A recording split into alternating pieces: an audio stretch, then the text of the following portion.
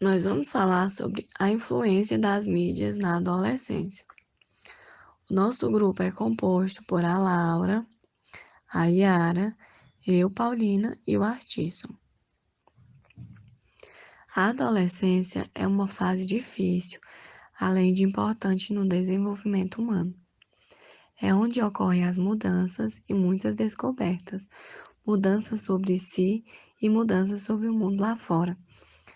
A internet, no entanto, é uma das maiores distrações já descobertas pelos adolescentes, facilitando as informações e fazendo com que tudo flua mais urgente. E estes recursos da mídia são bem utilizados e adquirem a atenção de todos, não só dos adolescentes. No entanto, os adultos não detêm tão bem o conhecimento como os adolescentes, e com isso dificulta bastante o controle sobre a navegação dos adolescentes. Eles ficam dentro de casa a maior parte do tempo, fazendo com que percam o senso crítico, social e político, e passam a discutir sobre o que é mais bonito, o que passar na pele, o que usar, até mesmo o que pensar. E por isso, muitas vezes, os ensinamentos de adultos podem ser ignorados, pois no mundo virtual não há censuras, fazendo com que se torne ainda mais difícil o domínio do pai sobre os adolescentes no uso das ferramentas da internet. Porém, a internet, apesar dos seus apesares, tem facilitado bastante a vida das pessoas, como a comunicação, a distância, pesquisas e informações. E diante disso tudo, como a mídia influencia na vida dos adolescentes, então, o objetivo do nosso estudo foi mostrar os pontos negativos e os pontos positivos das mídias sociais na vida dos adolescentes. E podemos ver que é fundamental, mas também não deixa de ser perigoso. A adolescência, uma fase essencial no desenvolvimento do ser humano. Erickson, ele falava que a adolescência é um modo de vida entre a infância e a vida adulta, em que os adolescentes, eles não medem os riscos nas situações e são avessos às outras ordens recebidas, como não escutam os ensinamentos dos adultos. Já Násio, ele fala que a adolescência é uma passagem obrigatória. A passagem delicada, é uma passagem atormentada, mais criativa, que vai do fim da infância à maturidade. E é nessa fase que eles testam os limites. Eles experimentam o novo, aprendem a tomar decisões, eles buscam sua identidade para enfrentar a vida adulta. Já Caligares, ele fala que para se tornar um adolescente, quando apesar de seu corpo e espírito estarem prontos para a competição, eles não são reconhecidos como adulto, sob o ponto de vista biológico. Násio, ele fala que a adolescência corresponde ao início da puberdade, época de alterações hormonais, amadurecimento, a que amadurece o corpo para a procriação, do ponto de vista sociológico, que é um período de transição, que é entre a infância, a vida adulta, que começa por volta dos 11 anos e termina em torno dos 25, de acordo com a via psicanalítica. É quando os adolescentes eles ganham autonomia em relação aos pais, fazendo o outro modelo, destituindo o pai, mesmo em segredo, admirando. O adolescente ele é um ser que sofre, ele exaspera a família, sente sufocado por ela, mas é principalmente aquele que assiste à sua própria exclusão do próprio pensamento. É o nascimento de uma nova força que ele pode se compreender que tudo que construímos hoje é, é com a energia e a inocência do adolescente que sobrevive dentro de nós. A insegurança, ela se torna assim o traço próprio da adolescência. Com esse processo de maturação, o adolescente ele percebe-se diferente, porque ele deixa de receber o amor incondicional, que antes era conquistado com a sua graça infantil. Elucida Caligares, ela fala sobre a insegurança, que perdida, que deveria ser compensada com o novo olhar dos mesmos adultos, que reconhece a imagem da puberdade como sendo a figura de outro adulto, de seu pai, do seu pai. Na urgência de se tornar um adulto, o adolescente ele renuncia ao amor do outro, o qual lhe é segurado. Por consequência, ele não é mais nada, nem criança amada e nem um adulto reconhecido. É um período delicado que o adolescente atravessa e ele é percebido, além da insegurança, o sofrimento. Na concepção de Nasio, o adolescente contemporâneo ele tem manifestações, vários graus diversos de sofrimento, inconsciente, variando entre moderando, intenso, extremo. E na adolescência que descobrimos o quanto o outro é vital para nós. Nas ele considerava que o sofrimento moderado é necessário na adolescência, que ao decorrer, naturalmente, os jovens de 11, 18 anos, os seus sintomas de angústia, tristeza, revolta, são os precursores da futura maturidade do adolescente e da adolescente, que é um sofrimento intenso que se manifesta quando o adolescente sente com aquele sofrimento, quando ele tem um sentimento que fica guardado e não consegue dominá-lo. Ele se manifesta em torno dos comportamentos que podem ser os depressivos, o de isolamento, que causam perigo ao adolescente. No momento do seu ato, o jovem ele não sente nada, nem dor, nem medo, nem culpa. Ele fica anestesiado, ele fica fora de si, frequentemente movido por um sentimento de onipotência e de invulnerabilidade. O adolescente, ele se isola, ele não busca ajuda, ele não assume frequentemente os riscos para a prova do próprio valor. Ele quer sentir-se existido, dos adultos, ser reconhecido pelos colegas. Outro comportamento que deve se considerar um sofrimento intenso seria que é um tipo de adição, dependência sem drogas, que são os videogames, o uso exagerado dos chats, webcam, microfone, não se trata mais da dependência de um produto, mas a dependência de um comportamento. O Nasio, ele fala que o adolescente é um sofrimento que se manifesta através de doenças como esquizofrenia, considerado como um distúrbio mais grave que se manifesta nessa fase da vida. Ele fala até que o nosso câncer em psicopatologia de um adolescente. Pode-se incluir no sofrimento os distúrbios alimentares, ansiosos, depressivos, que é a depressão, complementando que todos eles são distúrbios mentais, de forma incapacitantes, que o adolescente ele, ele, ele se descoloraliza e se marginaliza. Nasio, ele enfatiza que o adolescente não sabe expressar o que sente, não consegue se verbalizar, ele se manifestando sim, impulsivamente. Desta forma, ele é levado ao agir mais do que ao falar, e é seu mal-estar. Traduz em mais atos do que em mais palavras. O adolescente, ele se idealiza como um período feliz, vista pelo adulto, com uma fase experimentada em segundo comprometimento com as responsabilidades. As redes sociais surgiram com o intuito de aproximar jovens universitários, sendo uma das primeiras chamadas Classmate a alcançar o status de rede social, criada nos Estados Unidos. No 2000, com a popularização da internet, houve também um impulsionamento das redes sociais, devido à disseminação delas nas empresas e residências. Isso mudou completamente a forma de se relacionar com outras pessoas, criando laços entre indivíduos em diferentes partes do mundo, proporcionando a criação de conteúdo e informação.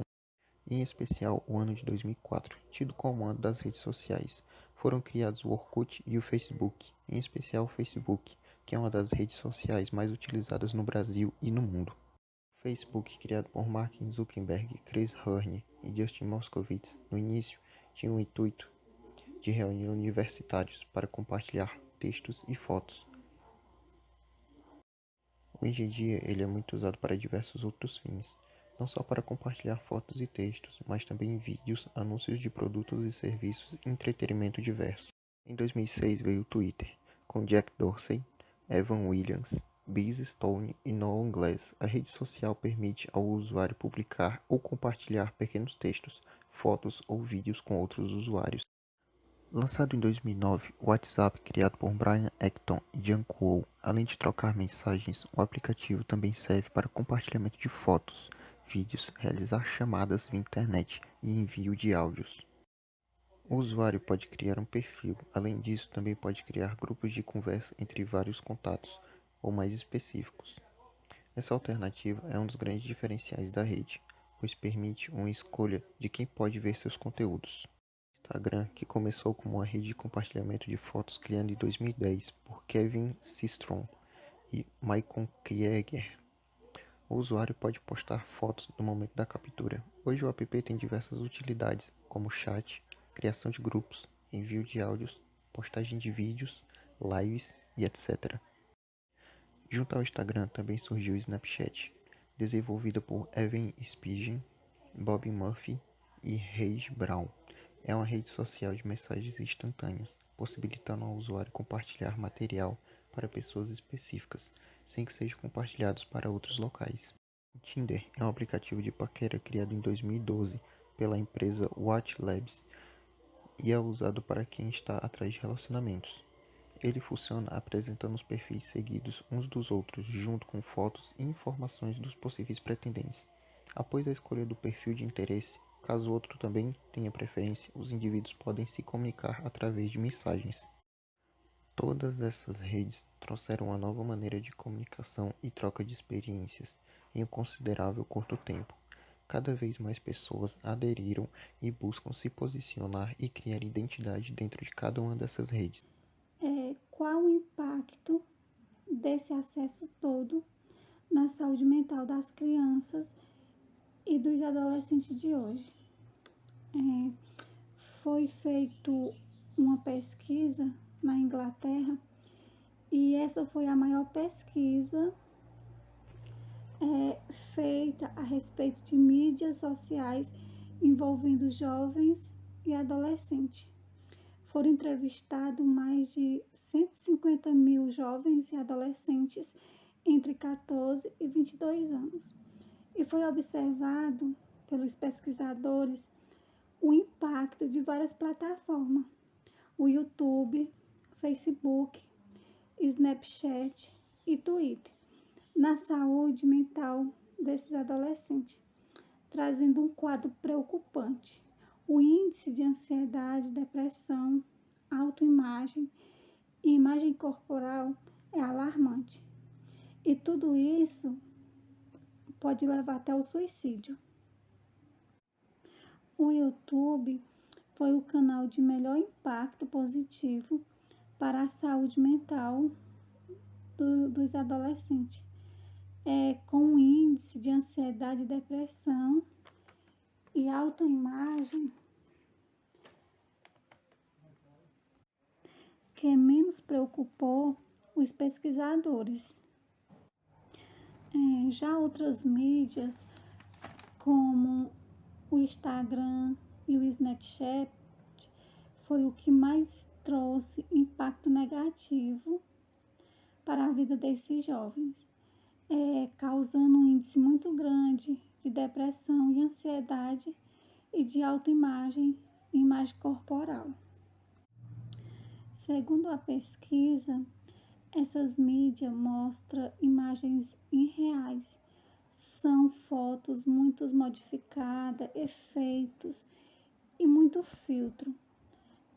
passando uma impressão de corpos perfeitos para os outros que não estão dentro dos parâmetros do que a sociedade diz que é o corpo bonito, causa um adoecimento mental muito grande, porque elas são excluídas do grupo.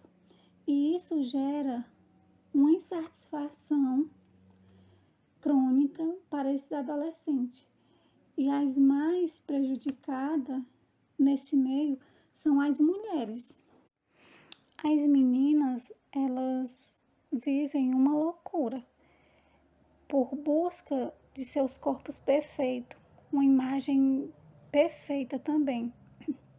E aí é onde entra muitas coisas inadequadas que levam esses adolescentes a ter uma saúde degradante, porque eles começam a fazer uso de medicamento para emagrecer, dietas sem acompanhamento de um nutricionista, faz por conta própria, onde eles adoecem e começam a ter transtorno alimentar.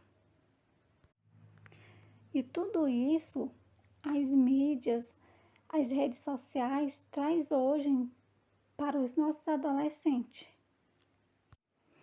Mas também não são só o transtorno de autoimagem, de corpos perfeitos, que causam um adoecimento na vida desse adolescente.